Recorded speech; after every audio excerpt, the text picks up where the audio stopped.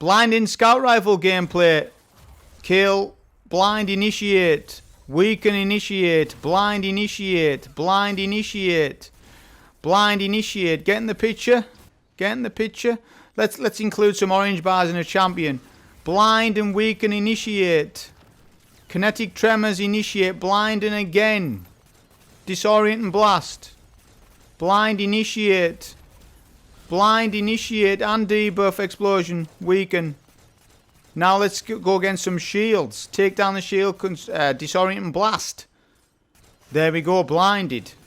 Another blind initiate. Double blind. Double blind on these shields. Now weakened.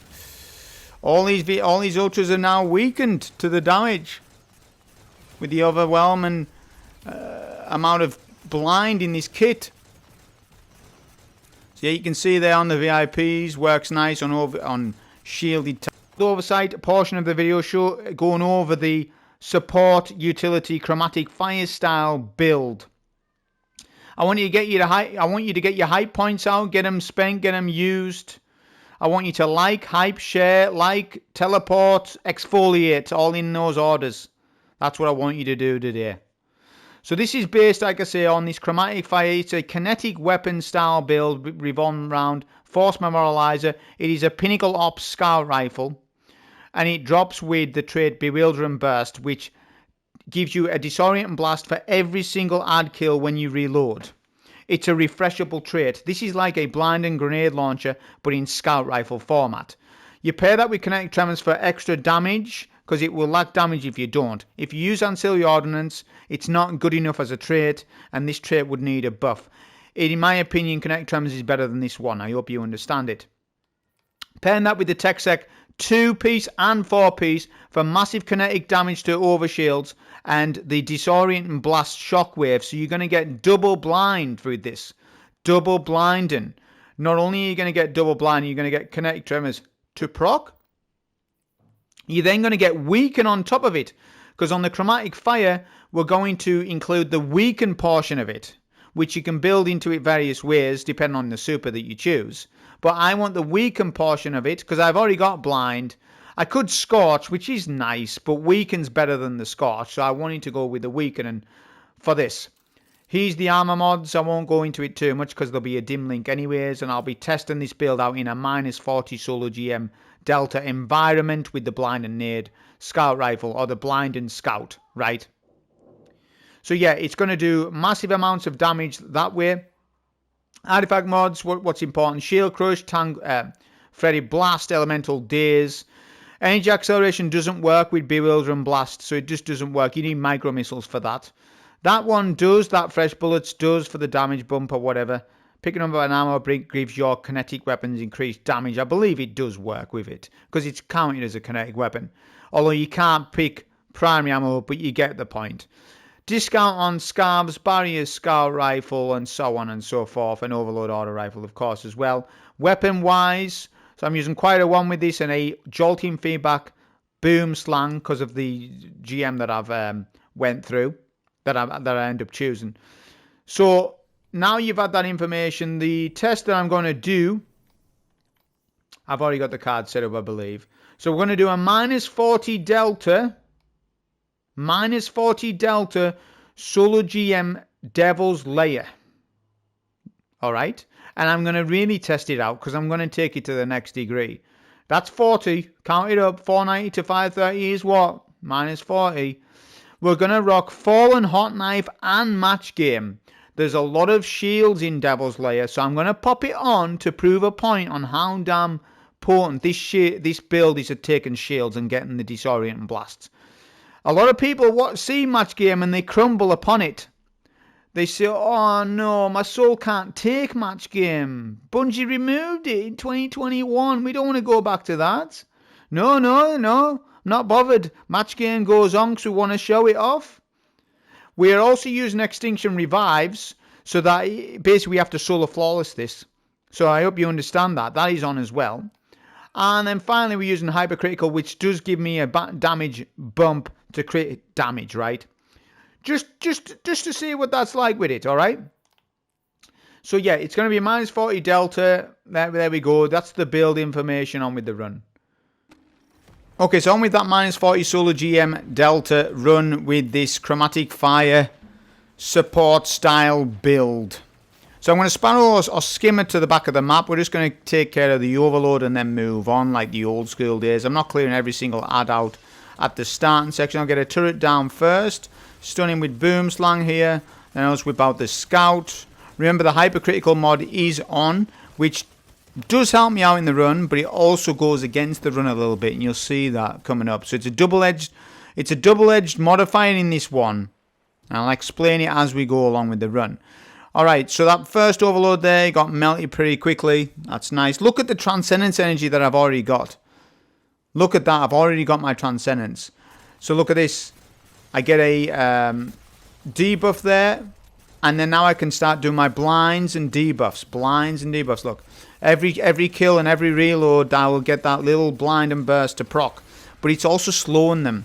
Slowing them in the sense of weakening them, that they don't run around the map is what I'm on about. But I can slow them as well with my stasis turret. Look, I've weakened this barrier champ. Look at the amount of control that I did with that. Remember, this is minus 40. This is minus 40 solo. This isn't minus 10, minus 0. It's minus 40. I want you to keep that in mind when you're watching this. Stasis turret goes down. I want to take care of the overload first. Remember, stasis slow effects obviously stun overloads, right? So there we go, and get a nice turret in. I'm going to use the scout rifle. Nice damage with kinetic tremors there. Very lovely. Get rid of the overload first. I've got bewildering burst. There we go. Boom. Stop the wizard in its tracks. And we can take that. Remember, that's match game shield. That's a solar match game shield. Get rid of the wizard. The thrall come out now at this point. You can always lead the next engagement with a blind and burst. And if not, at least when you get the kill on the ad, you'll weaken them to de-aggro those ads significantly. So we'll deal with this barrier here. Whip out a bit of choir. Because I've got plenty, I'm using the scout quite a lot in this run. Just to showcase it off as much as possible, though. Yeah, I could have used a bit more choir in this run. Or a bit more special ammo, shall we say. Transcendence pop, I'll get rid of the snipers first. Don't want them dealing with me while I'm trying to deal with middle. Okay, look at the blind and bursts. Match game solar shield there. Minus 40 delta. Relatively goes down pretty fast.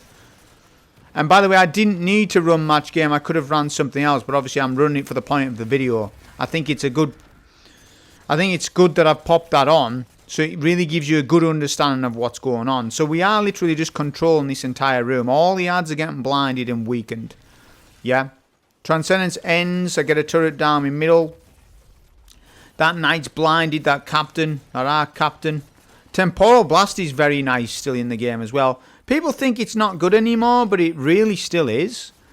Anything, like if a mod adds a little bit more, even if it's just a little bit more damage, say it's only 10%, and it's a mod that you can pop in a gun, that's extremely valuable, because that's 10%.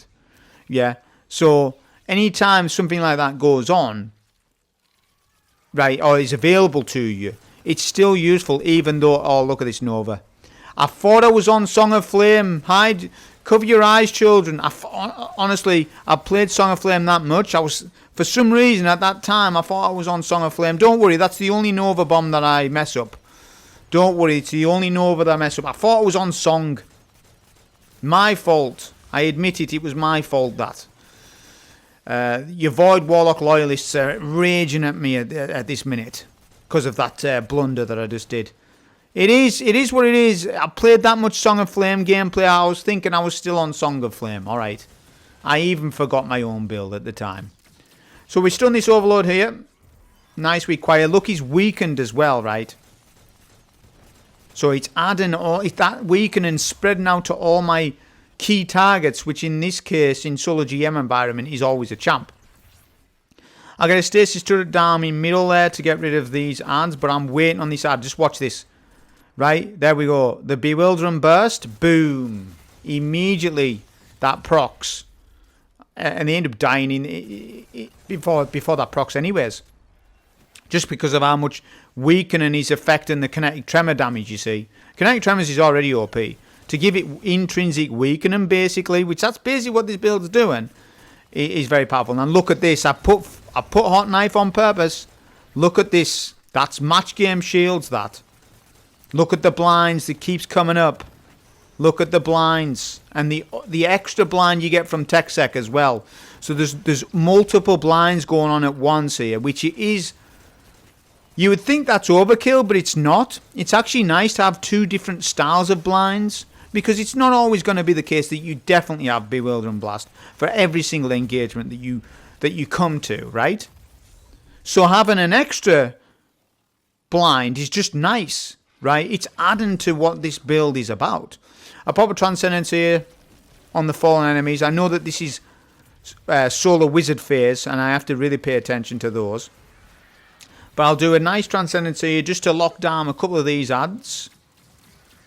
And we want to really whip out the scout on those wizards as well to get kinetic tremors and stuff and blinds. So I'm going to do that right now. So they're all weakened. Look, all three wizards are weakened to the kinetic tremors. Look at that. Look at the damage. Here we go. The Barrier Champ spawns in. I use a Nova Bomb here, plus quite of one hip fire just to quickly melt down my barrier. That's nice damage with Nova there. That's very nice. I guess he must have been weakened, right? Because he took a crazy amount of damage in there. At that. Okay, Arc Knights push. Use a bit of Boom Slang here. Remember, I'm not using as much special or heavy in this run on purpose to really showcase this Scout Rifle off as much as possible in the run. That it's endgame viable. If I was running a conquest and there was a person with this weapon on, with the right roll, with KT and Bewilder and Burst, I wouldn't have a go at them about it. I would think that they were a very clever person. I would think, yep, that Scout Rifle's going to help us a lot in this. You're going to blind entire rooms. That's all right. So whenever you think that about something, about a weapon when you're LFGing and you think, hang on a minute, that weapon's pretty good, that's when you know it's passed the test. Very helpful. This is Blinding Grenade GL gameplay in Scout Rifle format. What was the... See, Blinding GLs, whilst OP, the thing about them is it's a special weapon. So eventually you will run out of special weapon ammo if you only spam it. Primaries are infinite ammo, we all know this. So that means it's infinite blinds. As long as there's infinite ads, there's infinite blinds. That's what's so good about it. And the fact that it's a kinetic weapon, which... As far as primaries go, in the primary slot, I'm talking kinetic, stasis, or strand. Kinetic weapons are better than stasis and strand weapons. The legendary counterparts. Because kinetic tremors is overwhelmingly better than any other stasis or strand primary perk that there is. I'm not talking exotics. I'm talking particularly the legendary primaries, right? In endgame, kinetic tremors is overwhelmingly powerful. So if you can get a weapon with that on, you're already winning. This is even more than that. I would say this is probably one of the best kinetic tremor weapons in the game. It's one of the best because of what it does. I pop a Transcendence here. I've got Boom Slang, so I can jolt this room. I can jolt the Overload. We'd obviously jolt and feedback. That's why we're stunning. That's one of the ways I stun anyways. That's not a bad Transcendence. We've gotten rid of the room. Not only that, we're debuffing with Transcendence as well. Faceted Dominance, that allows me to debuff with the Void Nade. Transcendence Nades are Void. A lot of Warlocks forget that. It's Void. You can see it's Void. It shows you that it's Void. It's Void and Stasis. So it takes advantage of the traits and fragments that give you Stasis or Void buff. It will get it.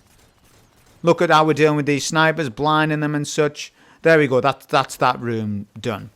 As far as how that worked there, remember it's minus 40 solo, minus 40. That works very well, right? Maybe not like Lightning Surge fast though, because Lightning Surge is different, to what this is. So I'm not saying in any shape or form that this is better than Lightning Surge, but what I'm saying is that this is more of a longer range style of build, which some people still do play them. Not everybody's on melee-based builds. Some people do still go more stasis turret style builds on Warlocks. And I'm just saying that you should definitely try this out because it's a different way of playing. It's a different style of playing as well. Yeah. It is really nice. Because if you've applied Weaken, right, that's going to allow you to get more damage with Choir, more damage with your heavy weapon, more damage with your abilities, more damage with your Nova, and so on and so forth. Take down the 2 snipers on the roof first. We always do that for Devil's Lair runs. So we do that. We've got my blind. I've got a blind prepped. So I'll get a blind on there. Is that blind in the ads? I can't see. Yeah, it's blind in the ads even though they're tethered. Because it does. Because blind and blasts do bypass barrier tethers, right? They always have done. And so does this. If you saw, those dregs were blinded. Because I hit that champ with a blind and detonation.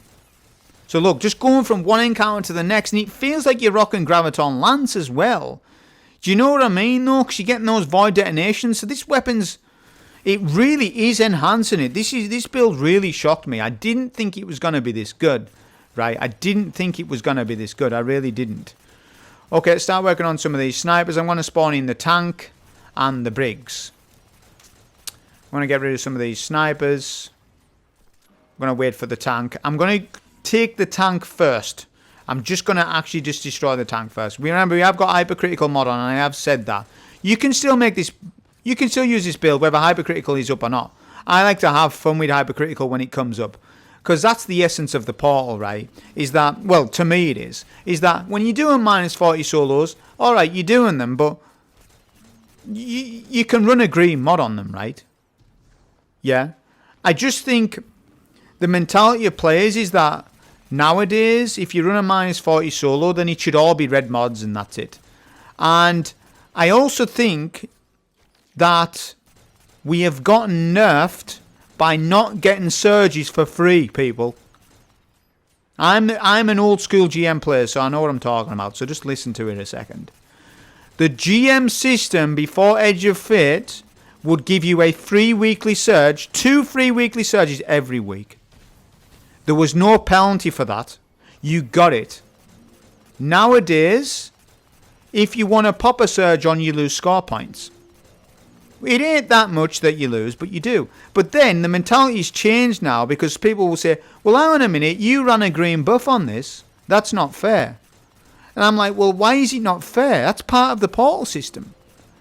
So what I'm saying is the mentality of players has changed slightly post Edge of Fate, and they don't like seeing people use green buffs.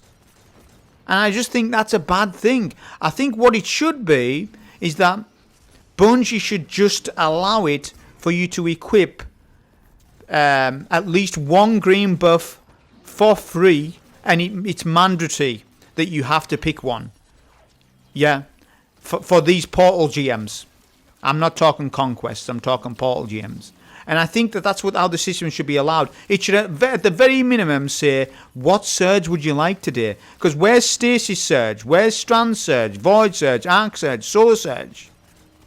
We had the complaint last season that we didn't have Solar Surge for nearly 9 months.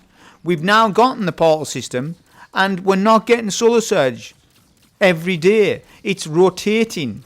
I would rather it was fixed so that you can pick any Solar Arc, Void, Strand, Stasis any day of the week. Yeah. And the portal should prompt you to say, which Surge do you want? Because that's how GMs and the essence of GMs was. That's how we played them in the past. You got a surge for free. Now look at what's going on with this. Why is this Briggs so tanky, you might ask? It's because of hypercritical. At the time when I was doing the run, I was like, man, is this Brig bugged? What's going on with this, man? He's taking ages. It's because body shot damage is decreased. So whilst hypercritical did help me out in this run, yes it did, but it also went against me right here. You can see it's really going against me. I'm like, what's going on with this, man? Why is he taking ages? I was like, oh, hypercritical decreases body shot damage. And Briggs and Shanks, may I add, do not take crit damage. They haven't got crit. Bear in mind, when his faceplate comes off, look at that. We just start destroying him then. But man, that took a while. A Transcendence, slow turrets, Choir, jolting feedback, kinetic tremors. We're using everything on these brigs. They're so tanky. That's incredible, man. So yeah, we probably lost 5 minutes on the run because of this. I did not account for this in the run. When I popped hypercritical on, I was like, yeah, I'll be all right with this. Yeah, it's going to be really fun, and it is fun. But then I was like, oh, the brigs, we can't crit them, which I think you should be able to crit them. To be honest, I think they should have a crit, but that's just how they're designed. But look at the amount of transcendencies I'm getting because of kinetic tremors, and we've been on about this for ages, right? Especially when you're playing solo endgame GM, you can strategize a hell of a lot of transcendencies with kinetic tremors, and you can preempt your next encounter by delaying champions with kinetic tremors, not killing them exactly as they should be and stuff.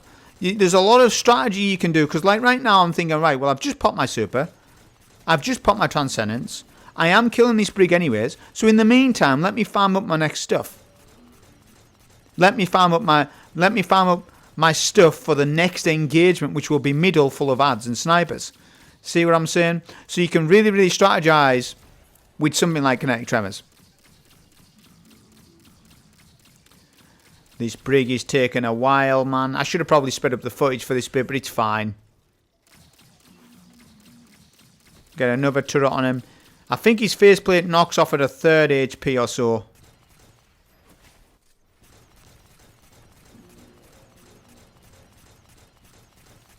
There we go, just keep freezing him. We can control him, obviously, from back here as well. A lot of the snipers can't get us. So we have isolated this brig away from the engagements in middle. Look at Transcendence Energy. I'm about to get it, but I'm not going to use it. Or at least I hope I don't. Because I'd rather use it for the next engagement, etc. There we go, faceplate comes off, finally. Let's just quickly get rid of him, because the amount of time he's taken. And that's lucky. Luckily we had kinetic tremors on. Imagine that without kinetic tremors. Imagine if we didn't have kinetic tremors and how long that would have took. Okay, turret goes in middle. So I immediately want to get a kill. I'm looking for my kill and then get a blind. So I'm thinking, right, middle. Because there's a Corsair in mid, so he gets blinded and weakened. I have not got Devour, so I need to do a Phoenix dive. And I get pushed by 2 nasty Marauders. Very naughty with their invisibility tech. That's alright though, we get rid of them with Choir. This barrier needs to go down. He's critical. We need to get rid of this barrier now, but he is showing himself as an opportunity to me. So let's start working on him. Got an Arcade Needle, Radiant. I'll finish him off with the Boom Slang. We get Jolt as well. And that then obviously stuns the Overload, so then we can deal with the Overload as well. Gonna use a bit of KT, because that'll do area of effect damage to some of the ads, and then I can get my blind going. Corsair, he's blinded as well. Which Corsairs can be a nuisance. They can be. Look at that blind as well going in. Another blind. Another Corsair in middle. There's actually 3 Corsairs on this bit then. But this build will be extremely viable for longer range GMs. Right? Say Conquest Delve. That was a very long range GM. Very good for that.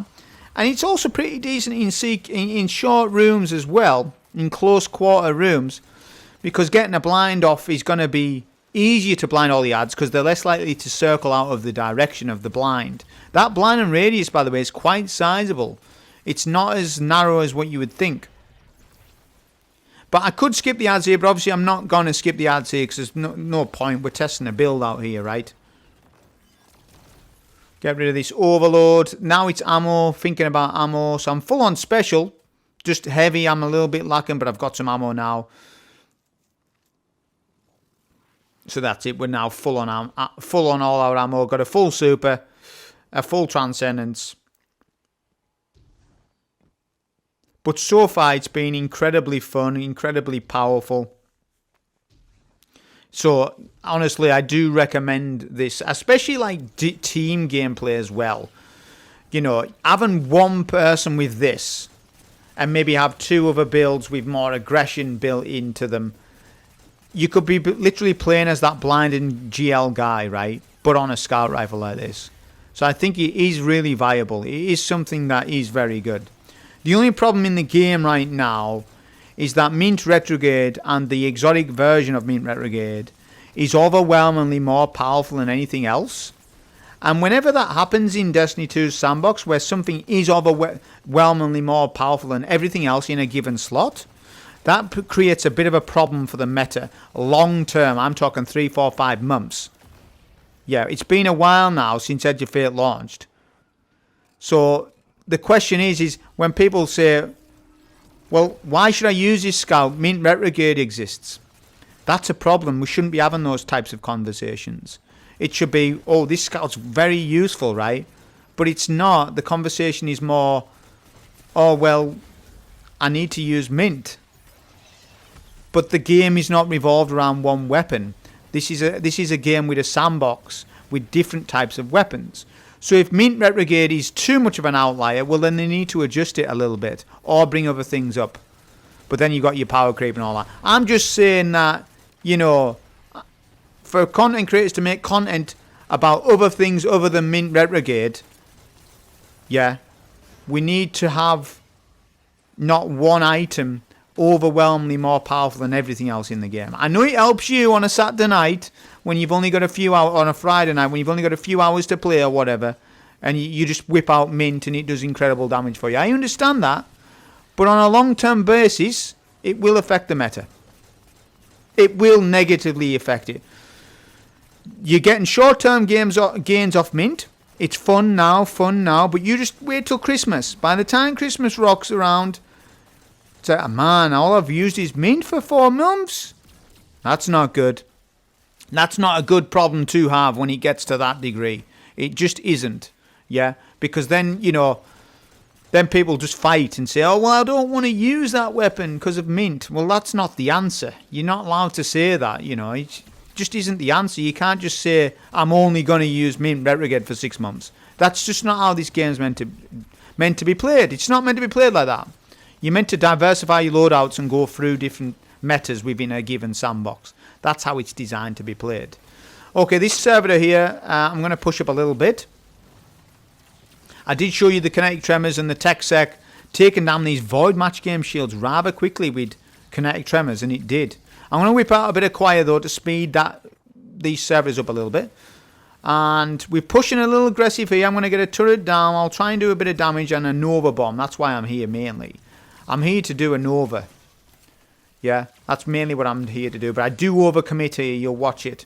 So I Phoenix Dive there. I've got no Devour. I'm overcommitting the damage, but I am doing the damage. Yeah. And there we go. Oh, but I do pop... To be fair, I pop a Transcendence. It's not really that overcommitment. But I know standing up there, you can't stand up there for too long. So it wasn't too bad, actually. That was actually alright. So we've got a nice Transcendence in middle there.